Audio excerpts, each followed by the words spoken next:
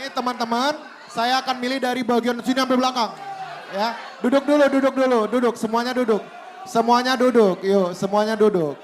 Oke, satu yang ketiga ya. Satu, satu, satu. Di belakang ada ibu-ibu yang pakai masker, pakai kerudung di sana. Boleh silakan Bu.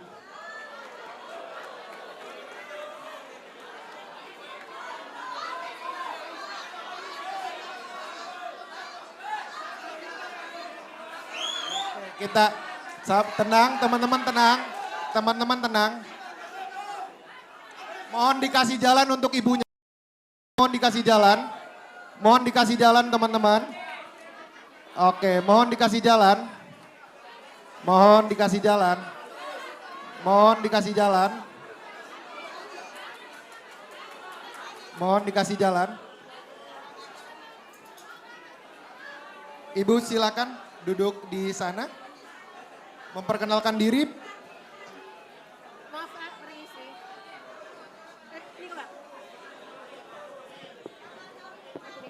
Ibu punya waktu 1 menit untuk bertanya, nanti Oke. akan dijawab 2 menit oleh Pak Anies. Terima Silakan. kasih. Assalamualaikum warahmatullahi wabarakatuh. Maaf Pak, Mohon tenang saya- terlebih dahulu teman-teman, mohon tenang. Kita menghargai ibu yang sedang bertanya di depan. Mohon tenang terlebih dahulu. Oke. Silakan Bu. saya kali ini mewakili emak-emak Pak. Oke Pak, konstitusi kita UUD 1945 itu telah mengamanatkan.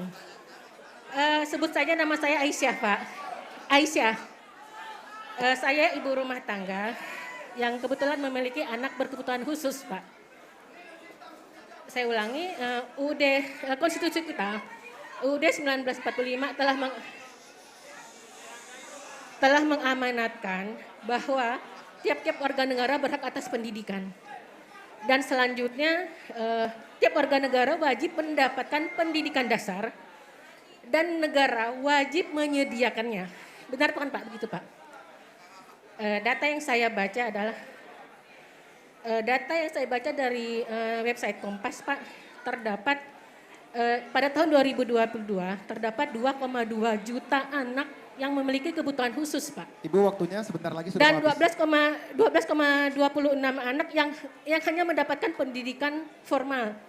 Ya, saya yakin bahwa keadaan ini bukan karena ketidakpahaman orang tua, tapi karena minimnya akses pendidikan untuk anak-anak berkebutuhan khusus, Pak. Di Pontianak sendiri itu belum ada sekolah kebutuhan khusus yang dijamin oleh pemerintah. Yang ada itu hanya sekolah swasta, juga sekolah inklusi yang punya swasta. Bahkan sekolah inklusi negeri itu belum ada, Pak, di sini, Pak. Yang ada itu sekolah berkebutuhan khusus swasta dan sekolah inklusi yang milik swasta.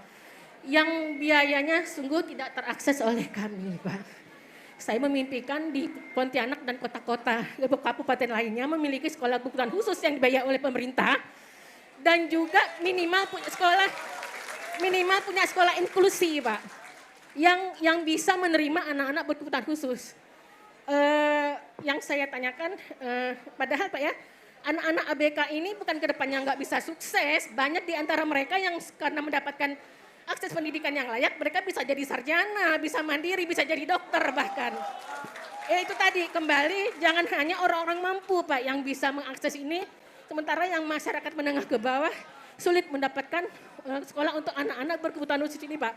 Yang ingin saya tanyakan adalah apa komitmen Bapak, apakah Bapak concern terhadap mereka dan langkah-langkah apa yang akan Bapak lakukan untuk supaya anak-anak berkebutuhan khusus ini punya hak yang sama atas pendidikan. Terima kasih Pak. Oke, baik, terima kasih Bu untuk pertanyaannya. Silakan Pak Anies. Ya, Bu Aisyah, terima kasih. Gini Bu, kami menjadikan program kesetaraan itu sebagai inti dari perjuangan kita, Bu. Itu salah satunya.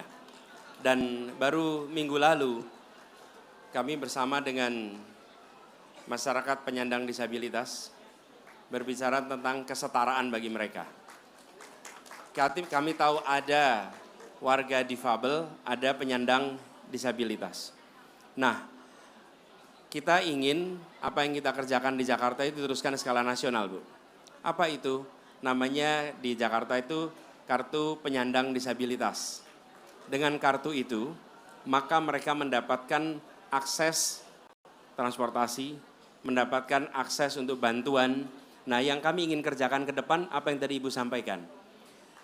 Pendidikan itu dibutuhkan oleh semua, termasuk oleh penyandang disabilitas, termasuk anak-anak difabel.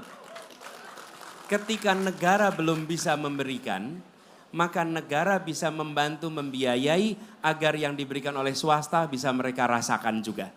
Supaya kita juga tidak harus selalu mendirikan sekolah khusus untuk teman-teman difabel.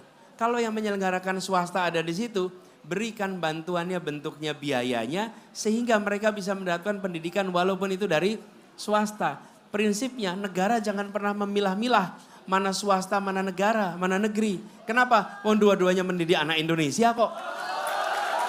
Nah, kita itu kadang-kadang segalanya serba mau dinegrikan, Bu. Dan segala ujungnya malah nggak jadi-jadi itu sekolahnya. Betul kan? Bikin sekolah itu kan perlu waktu. Sementara anak-anak itu perlu sekolahnya sekarang. Bahkan kadang-kadang perlu sekolahnya kemarin, bukan besok. Jadi kami melihat membantu pembiayaan untuk anak-anak sekolah di tempat yang sudah ada. Dan program mainstreaming harus kita dorong. Supaya sekolah-sekolah yang misalnya sekolah inklusi istilahnya atau mainstreaming. Di mana teman-teman penyandang atau difabel dengan teman-teman non-difabel itu berada di dalam satu institusi pendidikan yang sama.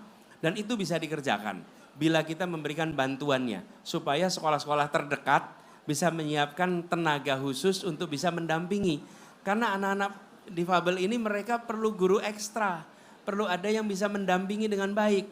Dan itu tanggung jawab negara. Itu insya Allah akan kita kerjakan. Kami selalu sampaikan 4 hal. Ada 4 kelompok. Penyandang disabilitas atau difabel. Yang kedua lansia, ketiga anak-anak, keempat perempuan atau khususnya ibu hamil. Bila 4 ini diberikan perhatian serius, yang lainnya akan terbereskan. Gitu Bu, makasih.